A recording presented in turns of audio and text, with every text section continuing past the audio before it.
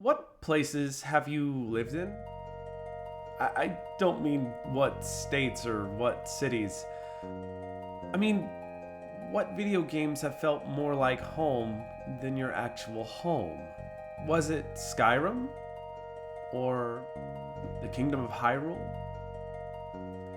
Was it the beach in Kingdom Hearts 1 or Twilight Town in Kingdom Hearts 2? Perhaps a better question to ask you and me.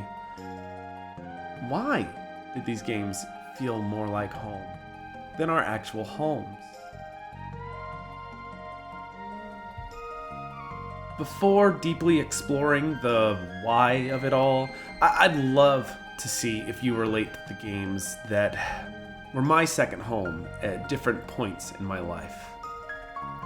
Not that these games themselves will mean as much to you as they did to me, maybe not, but I'm hoping they're going to serve as an anchor point or maybe an echo of your experience if there were some places that felt different to you. When I was a little kid, my world felt loud, chaotic, and a little bit outside of my control. But then there was Sonic 3. And it wasn't just a game. It was the only game in the house that was mine. Mostly because no one else really wanted to play it. I was the only Sonic fan in that house. But it was there that I first learned how to have my own space, where I learned how to express myself. Not through dialogue or customization menus, but through movement, rhythm, momentum. The way Sonic moved through space, that was me. It was a place where style mattered, where going fast wasn't the only goal.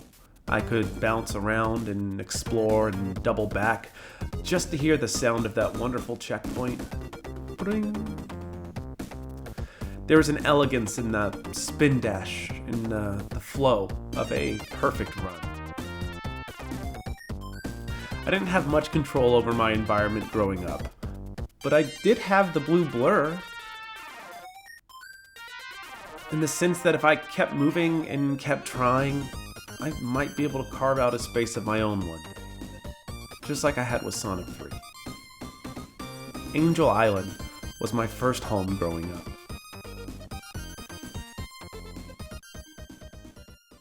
A bit later, there was Mega Man X, a pretty well-known game to say the least. Mega Man X wasn't a game that was just for me, but somehow it kind of felt like it belonged to all of us. None of us who I grew up with could beat it alone. It was hard. It was a game that was ultimately humbling as a kid. And so it became this shared ritual among me and my friends. We'd take turns, trade strategies, give little tips, hear about the whispers of a Hadouken that we could unlock. Rubbish. Even when I played it solo, I felt like they were there with me. We were all stumbling through the same gauntlet. We were all trying to master wall jumps and memorize boss patterns and stop Sigma and grow up, I guess. That made it feel really sacred, touching. Togetherness, even when apart. Mega Man X and its world was my second home growing up. Okay, so let's get to answering that why that I asked from earlier. I think that question is calling out to us. Why do so many of us remember game worlds more clearly and with more love than the houses that we grew up in? I think that's a deeply personal question. In lieu of being able to personally get to know you, I'd like to at least bring up the idea of psychological safety. That's the feeling of being able to relax enough to be yourself without fear or judgment, without punishment or rejection. In the best game worlds, failure tends to be safe. Challenge comes with a soundtrack too, which is kind of nice. And the rest is all in the rhythm. Even a punishing game like Dark Souls has the same exact system here. Safeness, predictability, understandability, consistency. Even if tough, it was always reasonable, and it was always fair in its own way. Now, none of this necessarily means that the house that you grew up in was one that was inherently unsafe or deeply abusive.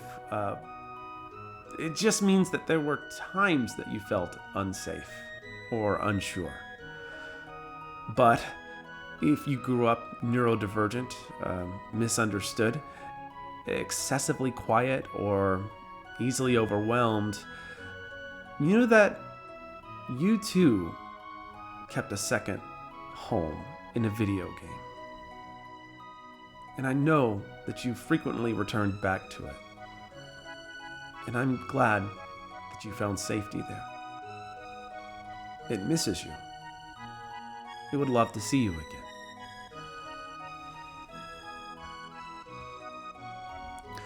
For a lot of us, video games became, and you've heard me mention this before, a kind of emotional co-regulation. Not just us, not just the games, but us together. Games gave our nervous systems a pattern, a pacing, and a path forward. They slowed the world down just enough for us to find ourselves while we were inside of it. When I was struggling with my social life and adjustment to college, Final Fantasy X gave me a home with rules that I could understand. I couldn't figure out how to do school in such a new system. Social dynamics felt like a language I couldn't quite grasp. It's common with people who have ADHD. And I didn't really know who I was supposed to be. But then there was Spira.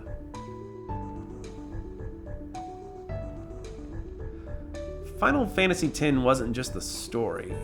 It was a world I needed at that time. The music, the melancholy, the strange but sacred quietness you could find in Spira. It gave me a rhythm when I just didn't have one. A kind of almost spiritual orientation when I was completely unmoored. Yuna's journey wasn't about conquering, but a pilgrimage. A slow walk through places marked by loss, by faith, and by beauty. I could deeply resonate. That's what it became for me, a space to wander in without pressure. A world that asked me to feel, but not really to perform. In that lonely basement, Spira was my home away from home. My third home away from home. Sometimes the homes we need aren't made of walls or people. They're made of soundtracks and boss fights, dialogue boxes that hit just right. Places where we can be brave and stylish or soft, without judgment. If your real life environment didn't give you the space to be who you are, a game probably did. And that game misses you. Now would be a great time to return to it. Return home. Give it a call. See what it's up to.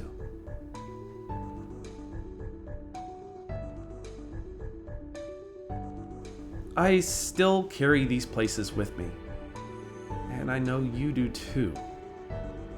They shaped us, helped raise us. And when we think of home, not that place you grew up, but that feeling, it's there. Somewhere between a spin dash, a wall jump, or a quiet walk through Spira, home is calling to you. So what game felt like home to you? I want to know in the comments. What was your home? Where did you feel safe? Where did you feel like you belonged when you didn't belong? I'd love to connect in the comments section. Thanks for listening. Subscribe if you haven't already. I want to talk to you more. Take care. My dog's gonna go bark right now.